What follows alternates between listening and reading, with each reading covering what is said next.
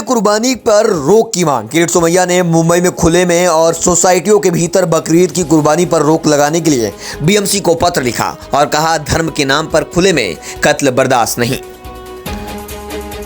मुंबई में 35 साल पुराना फ्लाईओवर प्रोजेक्ट अब आगे बढ़ा। निर्माण में 200 से ज्यादा पेड़ काटने की आशंका से बड़ी चिंता।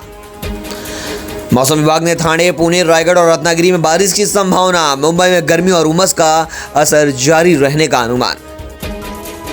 Mumbai Ahmedabad bullet train project के तहत देश की पहली अंडर सी टनल का निर्माण शुरू हो गया है। समुद्र के नीचे से गुजरेगी देश की पहली बुलेट ट्रेन। खार पश्चिम में पेड़ गिरने की घटना में घायल 14 वर्षीय लड़की की मौत। इलाज के दौरान बच्ची ने तोड़ा दम, दूसरी लड़की आईसीयू में भर्ती।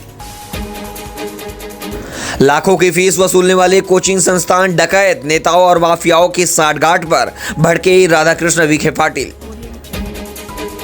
प्रधानमंत्री मोदी की अपील के बाद मुंबई में ऑटो से सफर करते दिखे पीयूष गोयल। कांदिवली शताब्दी अस्पताल के दौरे और जनसंपर्क कार्यक्रम में शामिल हुए केंद्रीय मंत्री।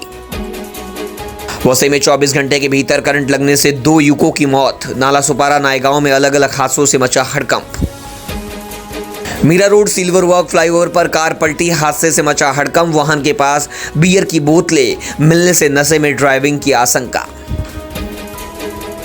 चरनी रोड स्टेशन पर फुटपाथ पर अतिक्रमण से यात्रियों की परेशानी बढ़ी। निकास मार्ग पर अवैध पार्किंग और मलबे से सड़क पर चलने को मजबूर लोग। अकोला में पेट्रोल की कमी को लेकर किसानों में झड़प, मचा हंगामा। भीड़भाड़ वाले पेट्रोल पंप पर धक्का मुक्की का वीडियो आया सामने। प्रधानमंत्री मोदी के ईंधन बचत संदेश के बाद शिवसेना का बड़ा फैसला। श्रेयांक शिंदे के दौरे पर बाइक रैली और काफिले पर रोक। ईवी ओवर सार्वजनिक परिवहन पर जोर। मानसून से पहले थाने में पुलों की सुरक्षा ऑडिट शुरू। जिलाधिकारियों ने दिए निर्देश। हादसों की रोकथाम के लिए प्रशासन सतर्क। नवी मुंबई में मैंग्रोव सफाई अभियान ने पूरे किए 300 हफ्ते। लगभग 1.5 लाख से ज्यादा स्वयंसेवकों ने अब तक हटाया 1200 टन कचरा। बेंगलुरु मुंबई के बीच नई एक्सप्रेस ट्रेन को मिली हरी झंडी। रेल मंत्री अश्विनी वैष्णव ने किया शुभारंभ। 23 मई से नियमित सेवा शुरू। पशु क्रूरता मामलों में महाराष्ट्र देश में सबसे आगे। एनसीआरबी रिपोर्ट में बड़ा खुलासा। 2024 में दर्ज हुए 2927 केस। कार्यकर्ताओं बोले, कई घटनाएं अब भी रिपोर्ट नहीं होती। 30 जून से महाराष्ट्र में किसानों की कर्ज माफी का ऐलान करेगी महाराष्ट्र सरकार। पुणे एग्रो एकाथॉन में बोले सीएम फडणवीस, जिला डेटा मिलते ही होगा फैसला। मुंबई में बकरीद से पहले देवनार बूचड़खाने से गर्भवती बकरियों को बचाया गया। पशु कल्याण कार्यकर्ताओं ने 4 बकरियों को सुरक्षित आश्रय पहुंचाया। साकिनाका में दर्दनाक हादसा। सीमेंट मिक्सर ट्रक की चपेट में आई 8 साल की मासूम बच्ची की मौत। ट्रक ड्राइवर हिरासत में। अचानक मोड़ लेने से हुआ हादसा।